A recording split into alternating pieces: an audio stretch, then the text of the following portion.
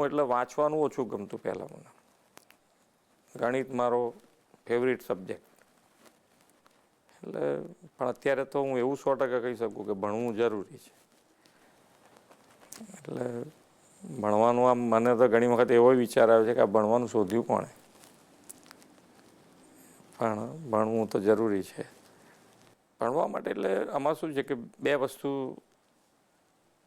જ્યારે તમારો અભ્યાસ કાળ છે એટલે કે તમારી સ્ટુડન્ટ લાઈફ છે, તે બધી જ તમારે બીજા બધા વિચારો કર્યા કરતાં ભણવા ઉપર જ ધ્યાન કેન્દ્રિત કરવું પડે.